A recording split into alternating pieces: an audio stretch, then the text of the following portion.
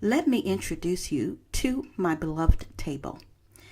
This table we inherited from one of the homes we purchased, and I found it left behind from a previous owner in our garage storage.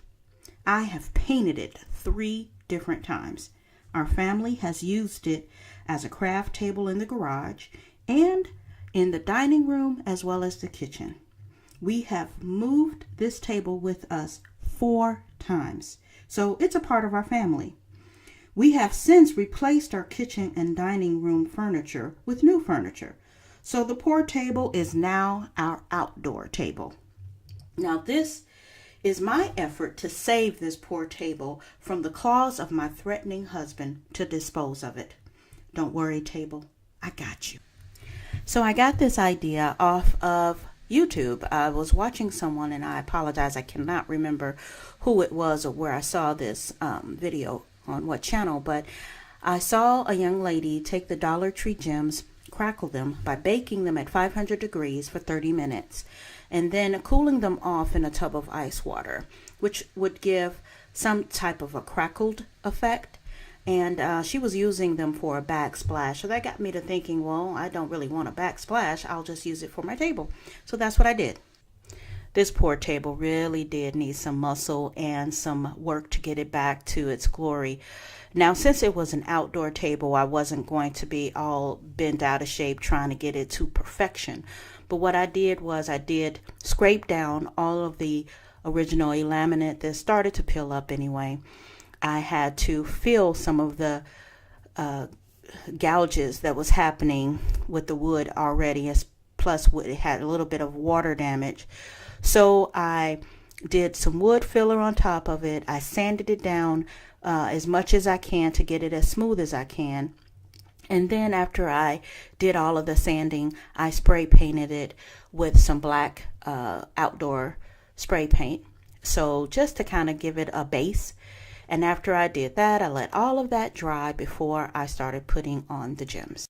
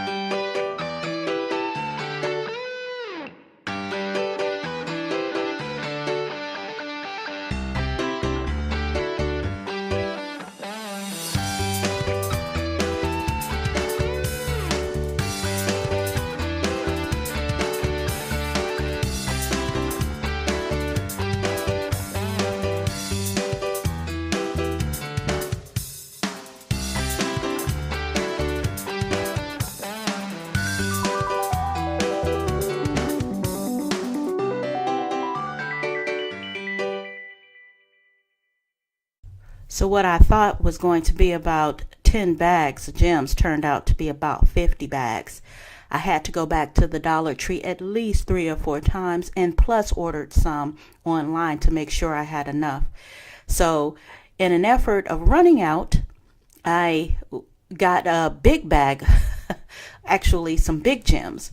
They were twice the size of the little gems plus some black gems. This was an accident that I stumbled across it because I ran out.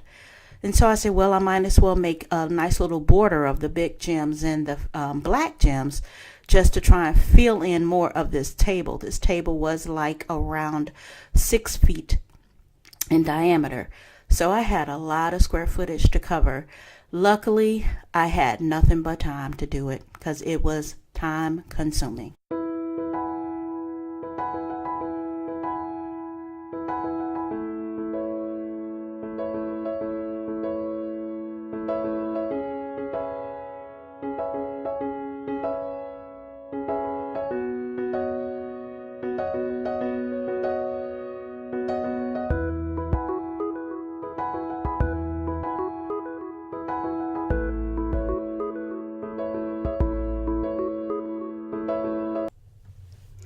So after I'd glued down all of the gems, I had to epoxy them. So what I did was, the epoxy mix I chose, you had to use equal parts, stir it once you mixed it for 6 minutes, and then pour it into a clean container and stir it again for 6 minutes.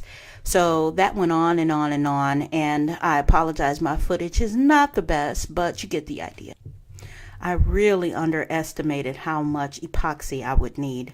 I just really thought that since it said you only need 1 quart for 9 feet, surely my little table would cover this 1 quart. Not. It only covered like the middle section. So yes, I did have to run back to Home Depot, get another box, another 1 quart. So essentially I needed 2 of them to begin with. And once I mixed and poured the second one, it covered it with no problem. So I had to let it sit and cure for at least 24 hours before I even tried to move it. I finished off the table by cleaning it up and cleaning up the base. And there we go, my finished gemmed table.